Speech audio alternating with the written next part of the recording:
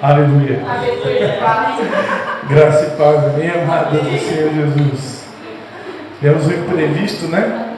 Antes de chegar aqui, precisei pegar o carro do meu sogro emprestado, porque minha esposa está visitando a mãe uma grande amiga dela, né? A irmã Daiane, que foi braço direito nosso lá em Nova Trento durante muitos anos. E a mãe dela está numa situação assim de total dependência nas mãos de Deus, né? E a minha esposa está lá acompanhando ela no hospital. E eu peguei o carro do meu sogro emprestado e o pneu furou em plena BR. Eu nunca vi isso na minha vida acontecer. Primeira vez na vida, né? Porque furar num lugar assim acidental, que tem pedras ou coisas semelhantes, mas na BR eu nunca tinha visto. Mas enfim, Deus está no controle de todas as coisas, né? Até no furo do pneu do carro, Deus enviou um anjo lá de Nova Trento. Podia ser de Canelinha, podia ser de Tijuca, podia ser de São João, mas de Nova Trento, né? Cidade onde eu fui pastor há muito tempo, né? E tinha um propósito para conversar com aquela pessoa que parou ali para me ajudar a socorrer, porque faltava a chave de apertar os parafusos do pneu, então eu não ia conseguir trocar o pneu sozinho, porque estava faltando esse equipamento no carro do meu sogro, né? Mas aí essa pessoa então me ajudou e nós dois ali então trocamos e só parei no posto para poder lavar a mão.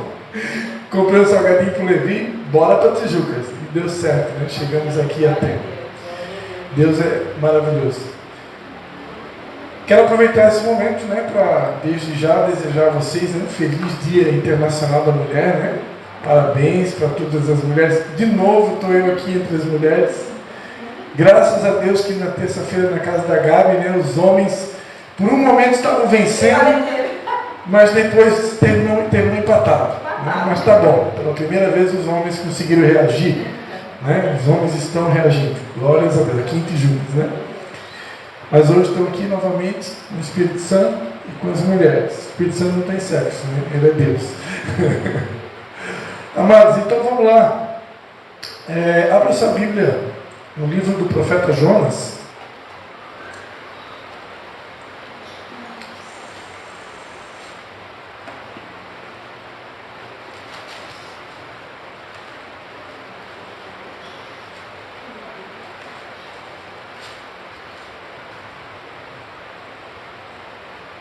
Jonas, capítulo de número 1.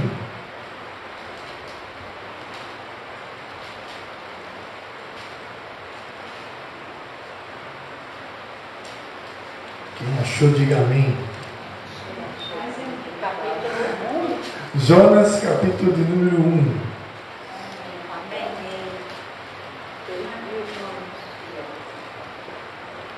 Amém. Não tenha vergonha de usar o índice da sua Bíblia, se for necessário. O importante é você achar. Diz assim a palavra do Senhor.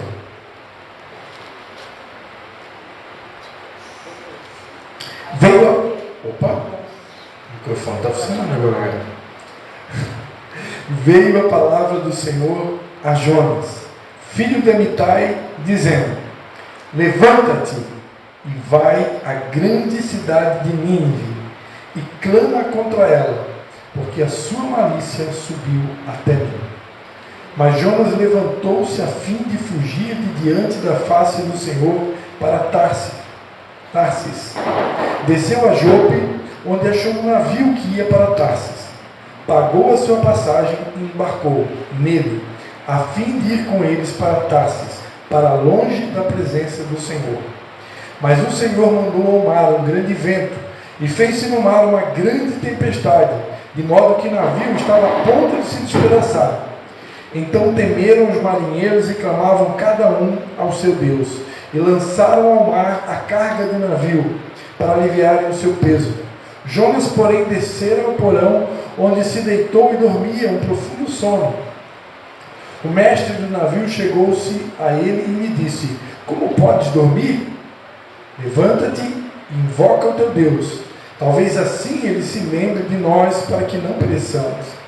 Então disseram cada um ao seu companheiro: vinde e lancemos sortes, para que saibamos por que nos sobreveio este mal.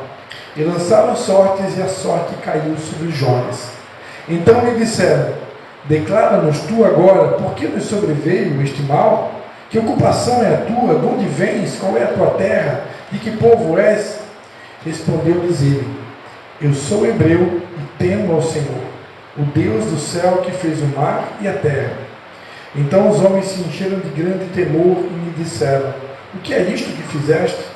Pois sabiam os homens que fugia da presença do Senhor, porque lhes tinha dito: disseram-me que te faremos nós, para que o mar se acalme? Porque o mar se elevava e se engrossava cada vez mais. Ele lhes disse: levantai-me e lançai-me ao mar, e o mar se aquietará. Eu sei que por minha causa vos sobreveio esta grande tempestade.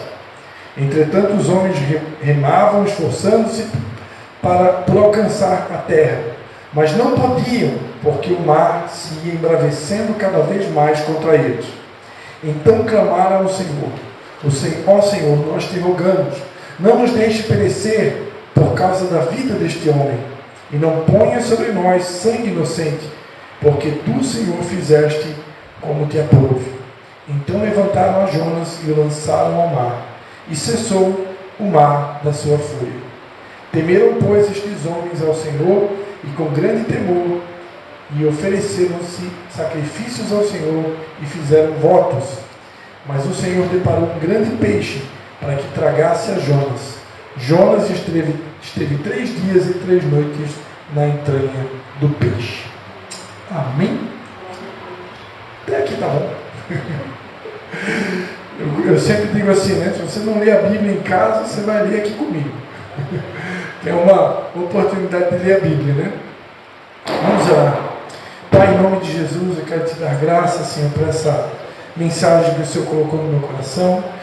E nós te damos mais uma vez liberdade, Espírito Santo, te pedimos, fala conosco, queremos ouvir a tua voz. Aleluia. Repita assim comigo para você não esquecer. Eu não vou desistir. Jamais. Amém? Não importa o grau de dificuldade, não importa o tamanho do desafio. Semana passada eu preguei aqui sobre os gigantes, né? Moisés precisou enfrentar Faraó, Davi precisou enfrentar o gigante Golias, né? Caleb e Josué precisaram fazer o povo calar a boca diante da covardia e do medo dos gigantes da terra prometida. E eu, nesse mesmo espírito, quero continuar dizendo que se Deus nos chamou, como diz aquela canção, quem nos chamou é maior. Amém? Amém.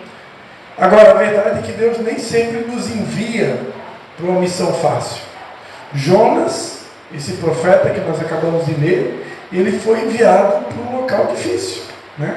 Considerado difícil, né? Porque é sempre bom lembrar que para Deus não há nada impossível, né? Ainda essa semana eu precisei, com muito amor, com muito jeitinho, corrigir um irmão na fé, porque a gente estava conversando sobre essa cidade abençoada que é a cidade de Nova Trento, e a gente estava conversando e aquela pessoa disse: eu entendo, Nova Trento é muito difícil, Nova Trento realmente é difícil.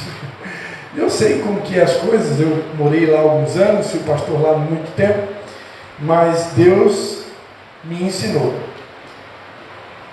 Eu aprendi e não posso mais me esquecer que para Ele não há nada difícil. Amém. Por mais que aos olhos dos homens uma determinada cidade, uma determinada geografia, um determinado país possa parecer difícil, para Ele não há nada impossível. E Jonas é esse profeta que foi enviado para um lugar aparentemente difícil, que era Nínive. Nínive era uma cidade idólatra, né?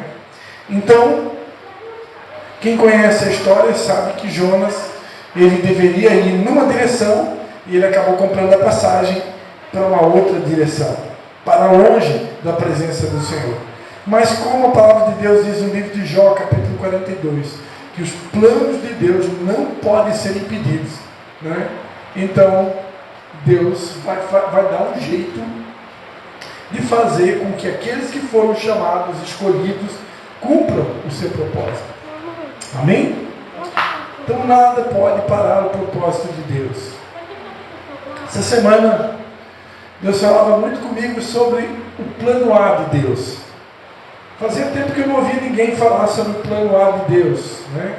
E pelo menos 2 vezes nessa semana Deus me lembrou. Deus, amados, Ele tem um plano A para nós. Ele deixa você escolher o plano B? Deixa. Deixa até escolher o plano C. E se tiver o plano B e o plano E, Ele deixa também. Porque Deus, Ele nunca vai nos obrigar a fazer nada. Deus nunca vai colocar uma corda no pescoço da gente e dizer: você, como nós já vimos algumas experiências, né, pastora Alice, você está obrigado, você está intimado, né? Nós já tivemos essas experiências, né, de líderes que estavam sobre a nossa vida, que nos obrigavam, nos oprimiam, nos intimavam. No entanto, com Deus não funciona dessa maneira. Deus, nós ficamos o ano inteiro do ano passado lembrando, né, aprendendo, né, não por força, nem por violência, mas pelo meu Espírito. Então a obra de Deus, ela é feita pelo Espírito. E se o Espírito não nos convencer, se o Espírito Santo não convencer vocês, se o Espírito Santo não convencer as pessoas que eu instruo, que eu oriento, que eu dou um comando, o que eu vou fazer mais?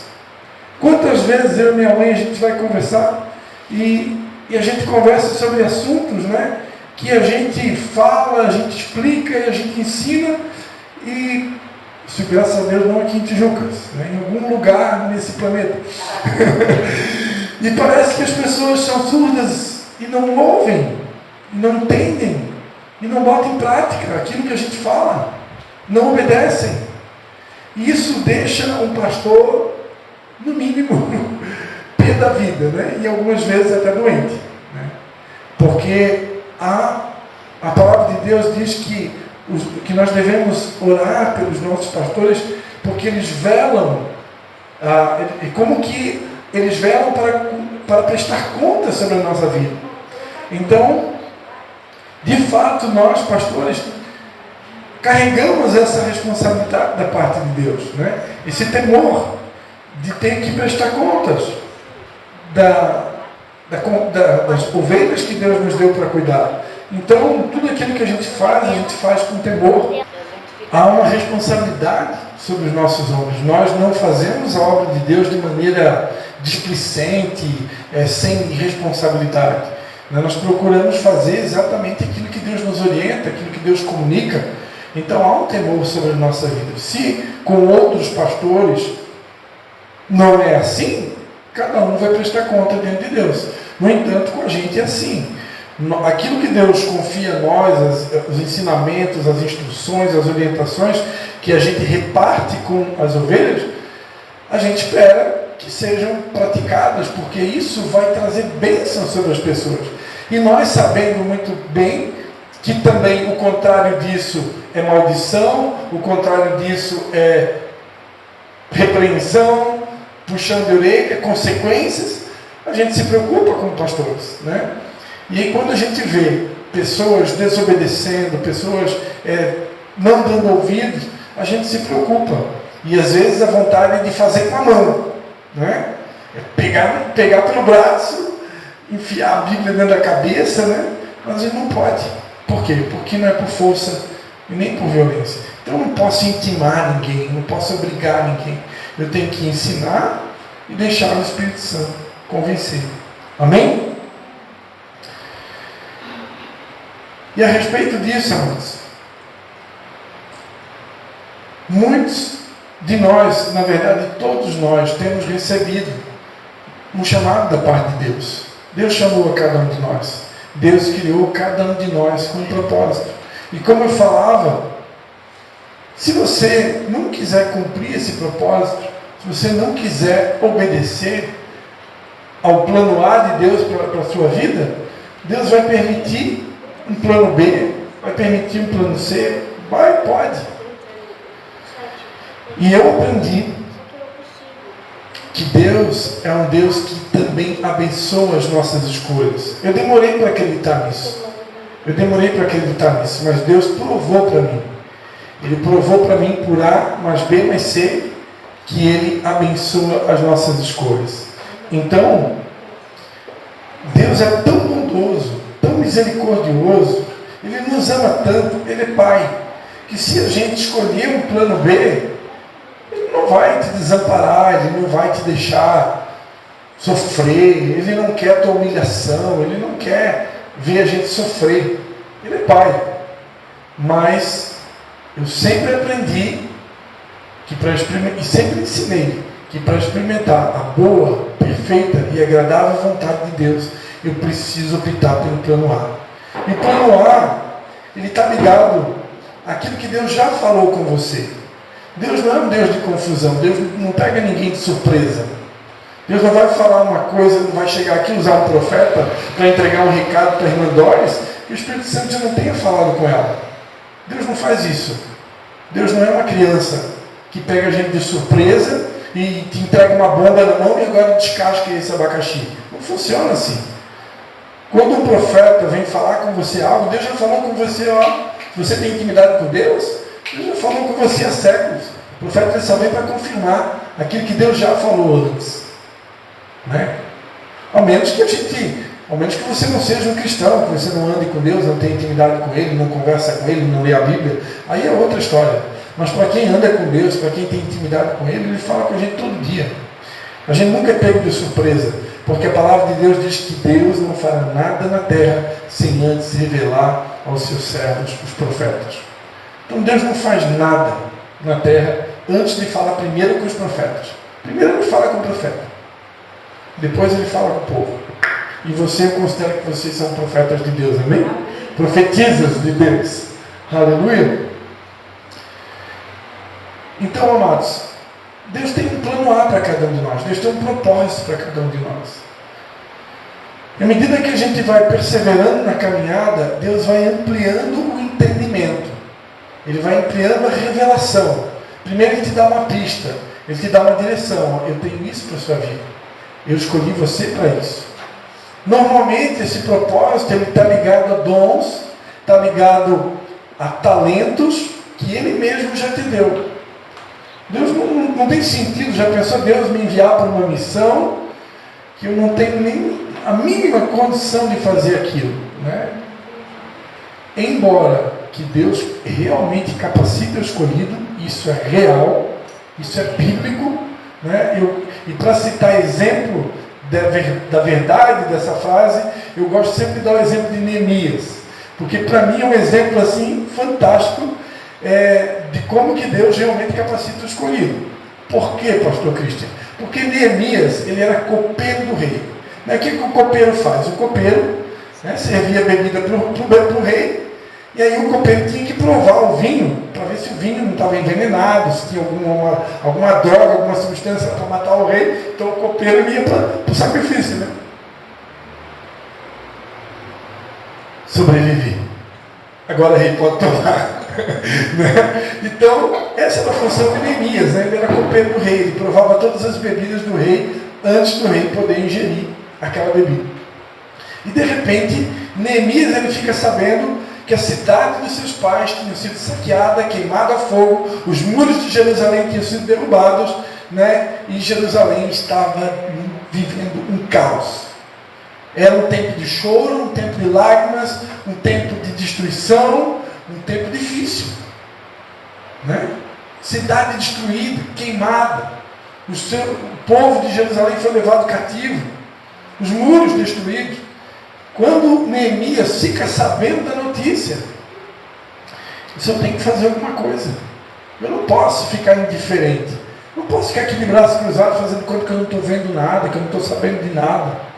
Eu não posso, é meu povo. E ele vai lá, então, vocês conhecem a história, ele pede para o rei, eu preciso de recurso, me ajuda. O rei fica um pouco preocupado, porque percebeu que ele estava triste, né? E aí o rei até pergunta, mas eu nunca te vi triste, como que é assim? Como é que você está triste, né? Como que eu não estaria triste? Ele responde, né? Tendo a cidade dos meus pais queimados, o mundo destruído, tudo acabado, como que eu não vou ficar triste, né? E tem pessoas que acham que a gente não pode ficar triste. Eu conversava com a minha mãe essa semana. Depois que você recebe o título de pastor, as pessoas querem olhar até debaixo da sola do teu sapato para ver se tem alguma sujeirinha. As pessoas olham para tudo. Irmãos, pode olhar, não tem problema, mas você vai encontrar imperfeição. E eu preciso aprender a administrar a imperfeição. Porque se eu criar uma expectativa que eu vou ter líderes perfeitos, eu vou me decepcionar sempre. Eu vou viver frustrado, porque não existe. E o que era perfeito, você já sabe o final da história, mataram. Graças a Deus ele ressuscitou ao terceiro dia. No nome de Jesus, você pode dar uma salva de palmas para ele. Aleluia! Esse é o único que é perfeito. Então as pessoas olham para tudo. Claro, nós estamos o tempo todo nos esforçando para melhorar. Eu quero melhorar. Eu quero ser uma pessoa melhor, eu quero ser mais manso, eu quero ser mais amoroso, eu quero ser mais misericordioso, eu quero ser mais paciente, eu quero ser mais cheio de fé, eu quero ser mais sábio, eu quero ser mais prudente, eu quero ser tudo melhor. Eu quero ser o melhor pai, eu quero ser o melhor cidadão, eu quero ser o melhor homem, eu quero ser tudo melhor, né? A Bíblia diz que aquele que começou a obra vai aperfeiçoar, eu quero ser aperfeiçoado. Mas há um processo. Isso não acontece da noite para o dia. E tem momentos que, quando eu estou no processo, meu irmão, a Bíblia diz que Jesus, quando estava no processo, olhando para ele, beleza alguma via-nos para o que desejássemos. Imagina, para pensar, beleza alguma havia para que o desejássemos. Ou seja, ninguém queria nem se aproximar dele. Homem de dores, experimentado nos sofrimentos, o homem mais rejeitado de todos. Ninguém queria saber, ninguém queria nem se aproximar dele. Os próprios discípulos dele o rejeitaram e o abandonaram no momento mais difícil. Então, se Jesus, quando passou o processo dele, teve que enfrentar o desprezo, teve que enfrentar a rejeição, as pessoas olhavam para ele.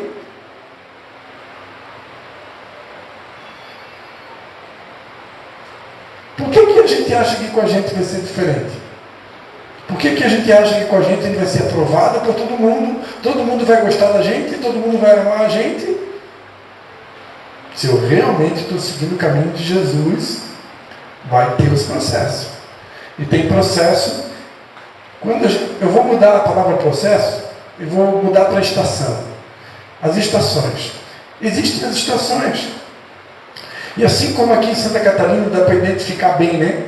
Inverno, outono, primavera, verão, no mundo espiritual é exatamente assim. Exatamente assim. E quando você está passando o inverno espiritual, por mais que você seja forte, você não vai conseguir sorrir o tempo todo. Ao menos que você use uma máscara. Aí, ok. Eu, outro dia, escutei um pastor pregando que em alguns momentos é importante usar a máscara. Né? Quando você está num avião, por exemplo, e o comandante acabou de avisar que o avião está em pane, as máscaras descerão. E você precisa, em primeiro lugar, colocar a sua máscara, para depois pensar em socorrer o outro. Porque se você não colocar a sua máscara, você morre antes do outro. Então, primeiro eu coloco a máscara em mim, me preocupo comigo, e agora que eu estou bem, então agora eu vou ajudar o outro. Quem tiver ouvidos para ouvir. Então, tem momentos que a máscara é importante. Porque, infelizmente, com pesar eu digo, nem todos estão preparados para suportar o nosso processo. Quando as pessoas veem que você está passando pela prova e está tendo dificuldade de dar glória a Deus, infelizmente, se você tem um título de pastor, te vira, você é pastor, você tem que ser forte. E é assim que funciona. Essa é a verdade. Mas se você tem um título de crente, então serve o chapéu para você também. Então, vamos colocar em prática o conselho que Deus deu para Josué. Seja forte e corajoso. Amém? Então, amados, É isso que Deus quer comunicar com a gente. É tempo da gente aprender a ser forte. Mesmo quando eu tenho vontade de chorar. Deus me deu uma palavra. Eu preguei na igreja de um filho na fé meu, inclusive o André, tive a oportunidade de pregar na igreja dele. E lá Deus me deu uma palavra. Em 1 Coríntios 7. 1 Coríntios 7. 1 Coríntios 7, 29. Isto, porém, vos digo, irmãos, que o tempo se abrevia. O que resta é que os que são casados sejam como se não fossem, e os que choram como se não chorassem, e os que se alegram como se não se alegrassem, e os que compram como se nada possuíssem. E eu entendi essa palavra. Os que choram como se não chorassem. O que eu entendi, amados? Como o tempo está se abreviando, a volta de Jesus se aproxima. Isso Paulo escrevendo aos Coríntios, ele já escreveu há 2000 anos atrás.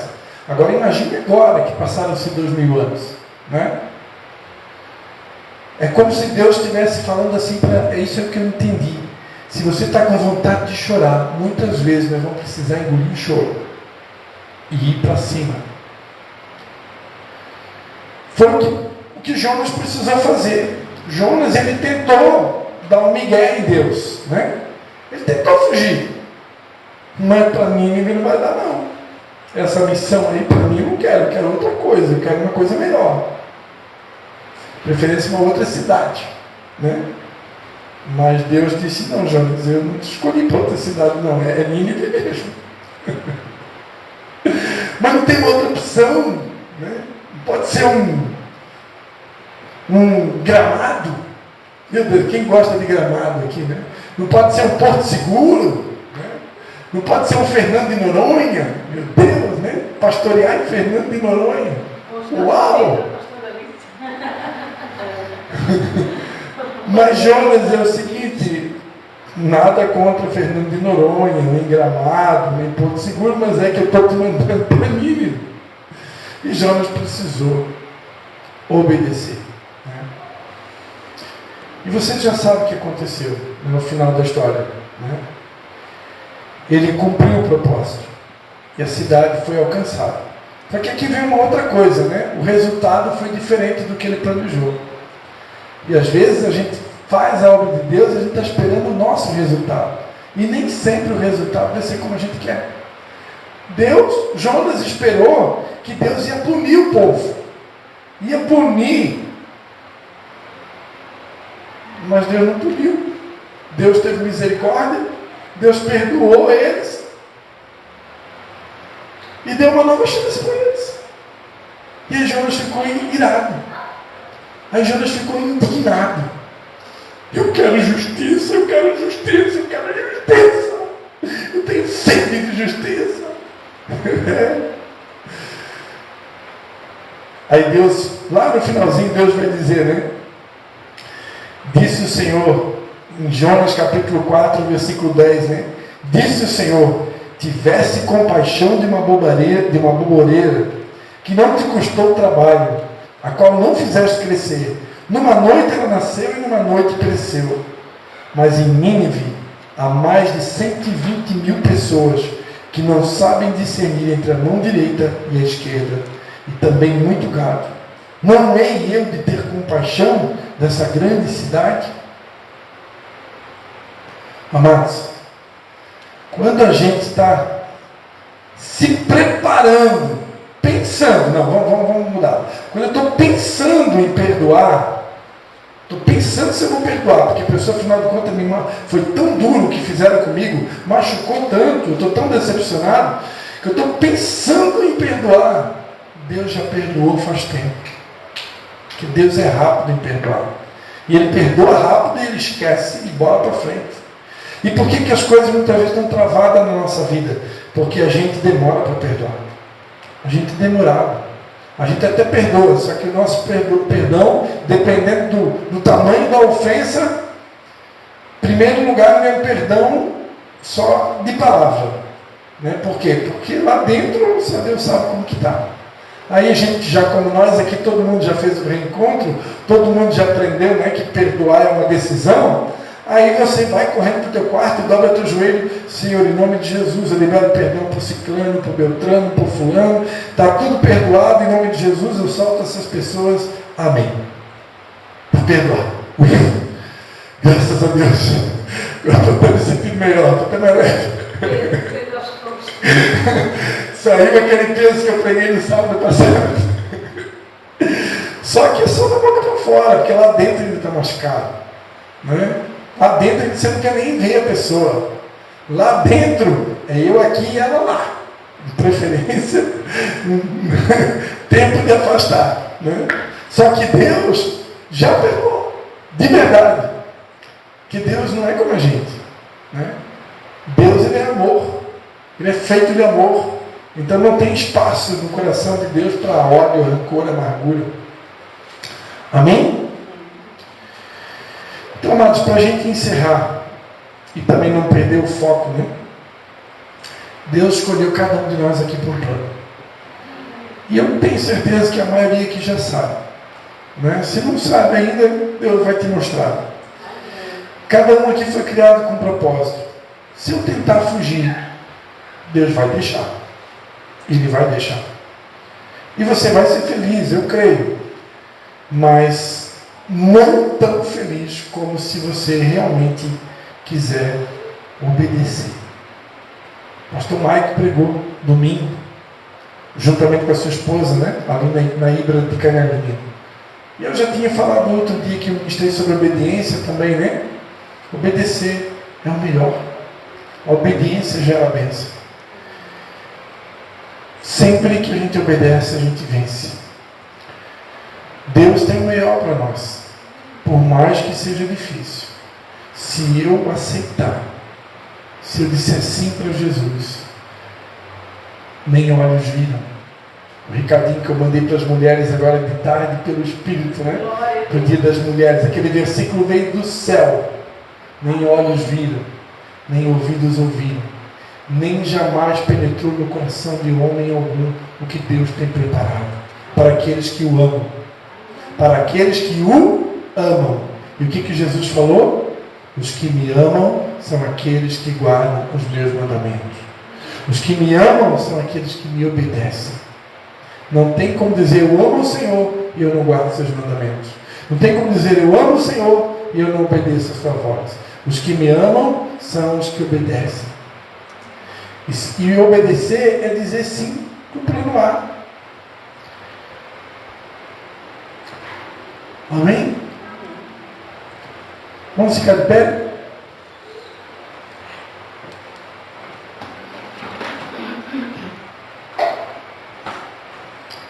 Queria que você fechasse seus olhos. Você pedisse para o Espírito Santo confirmar no teu coração qual é o propósito que Ele tem para a tua vida. Por que Ele te deu os dons que Ele te deu? Por que Ele te deu os talentos que Ele te deu? Por que Ele te deu o conhecimento que Ele te deu? Por que Ele te deu? Por que Ele deu a influência que Ele te deu? Por que Ele te deu os recursos que Ele te deu? Por que Ele te colocou na geografia onde você está? Tudo Deus fez com um propósito. Você não é fruto do acaso. Você não é uma aberração. Deus não estava distraído quando te criou. Como disse Davi no Salmo de número 139. Quando eu era ainda uma substância informe no ventre da minha mãe, todos os dias da minha vida, o Senhor já havia escrito. Todos os meus ossos que foram contados. Amados, cada um de vocês foi criado com Deus com um propósito. Antes mesmo de nascer, Deus já tinha uma missão. Deus já tinha uma geografia. Deus tinha um plano. Embora que o Senhor é o Senhor de toda a terra. E onde Ele te enviar, Você tem a obrigação de ser sal e de ser luz. Se Deus me enviar, me der uma oportunidade de fazer uma viagem, seja para qualquer lugar desse planeta, onde você colocar a planta dos teus pés, Deus é contigo. Eu não te deixarei e nem jamais te desampararei. Todos os lugares que o Senhor nos enviar, é nossa missão ser sal e ser luz. Nós somos embaixadores de Deus aqui nessa terra. Mas há uma geografia que o Senhor tem específica para nós. Há um local, há um local de Deus que quer nos usar. E Ele está nos chamando nessa noite. É tempo onde o Senhor tem falado essa semana mais de uma vez. O Senhor falou uma palavra que há muito eu não ouvia. Eu quero ler aqui para vocês. Não precisa abrir a Bíblia. Preste atenção nessa palavra, que essa palavra vem diretamente de Deus, amém, amados? É Deus que está falando. Proclamai isto entre as nações, santificai uma guerra, suscitai os valentes, cheguem-se, subam todos os homens de guerra, forjai espadas nas reias dos vossos arados e lanças das vossas podadeiras. Diga ao fraco, eu sou forte. Ajuntai-vos e vinde todos os povos em redor, e congregai-vos ali. Ó Senhor, faze descer os teus valentes, suscitem-se as nações e subam ao vale de Josafá, porque ali me assentarei para julgar todas as nações em redor. Lançai a foice, porque já está madura a seara.